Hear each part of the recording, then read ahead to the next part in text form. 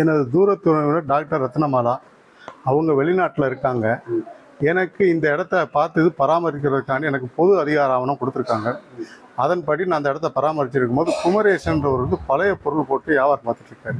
இது power agent மூலம் நான் போனால அந்த இடத்த காலி பண்ண சொல்லி போனேன். சட்ட ஒழுங்கு பிரச்சனை வருதுன்னு ஆடிஓவுக்கு அனுப்புனாங்க. ஆடிஓ விசாரிச்சுட்டு எனக்கு தான் பத்தியப்பட்ட இடம், அவரை 1 மாதத்தில் காலி பண்ண சொன்னாங்க. இல்லாட்டினா அவரை குற்ற நடவடிக்கை எடுக்க சொல்லி திருப்பரங்குன்றம் போலீஸுக்கு உத்தரவு விட்டாங்க.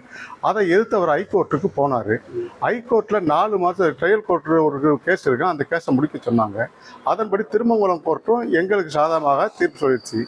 அவருக்கு எந்த ஆவணமும் இல்லை. எனக்கு எங்களுக்கு பாத்தியப்பட்ட இடம், எனக்கு பவர் ஏஜென்ட் மூலம் எங்களுக்கு பாத்தியப்பட்ட இடம் சொல்லிச்சு. ஹைகோர்ட்டு அதை சுட்டி காட்டி சொல்லியிருக்காங்க.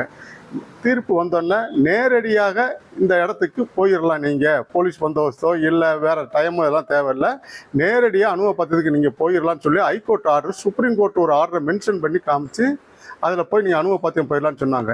ஆர்டர் வந்தோடனே மதுரை வீரன் சார் திருப்பரங்குன்றம் இன்ஸ்பெக்டர் போய் இந்த ஆர்டர் காப்பியில் கொடுத்து மனுவும் கொடுத்தேன்.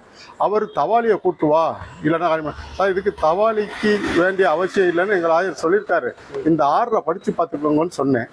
அவர் அந்த ஆர்டரெலாம் எனக்கு படிக்க அவசியம் இல்லைன்ட்டார். 23ஆம் தேதி கொடுத்துட்டேன் அந்த ஆர்டரை. அதுக்கப்புறம் 25ஆம் தேதி இடத்த க்ளீன் பண்ணுறதுக்காண்டி போனேன். சுற்றி தகரம் அடைச்சிருக்கிறது நாங்கள். எங்கள் தகரத்தை அப்புறப்படுத்தி அதில் இருக்க அவன் நிறைய சாமான்களை போட்டு வச்சுருந்த குப்பைகளை அதை அகற்ற போனேன். மதுரை வீரன் தலைமையில் ஒரு டீம் வந்தாங்க. என்னோட 10 லாயர்ஸ் க்ளீன் பண்ண போனோம். கடைசியில் அங்கே க்ளீன் பண்ண வேணான்னு வாங்க, எல்லாம் இங்கிட்டு வந்துருங்க, இல்லாட்டா எஃப்ஐஆர் போடுன்னு கூப்பிட்டு வந்துட்டு என் மேலே வழக்கு தொடர்ந்துருக்கேன்னு எங்களுக்கே தெரியாது. வெள்ளிக்கிழமை நைட்டு நான் ஊரில் இல்லாத நேரத்தில் என் மனைவியை ரொம்ப டார்ச்சர் பண்ணி இந்த மாதிரி உங்கள் வீட்டுக்காரங்க இது பண்ணிக்க, அது வரைக்கும் எங்களுக்கு என் மேலே எஃப்ஐஆர் பதிஞ்சிருக்காங்கன்றது எந்த ஒரு இதுவுமே தெரியாது. என் வீட்டில் அத்துமீறி ரொம்ப ஏதோ தீவிரவாதிகள் மாதிரியும் நான் ஏதோ நிறைய வழக்குகள் சம்மந்தப்பட்ட மாதிரியும் எங்கள் வீட்டில் ரொம்ப டார்ச்சர் பண்ணிட்டு போயிருக்காங்க.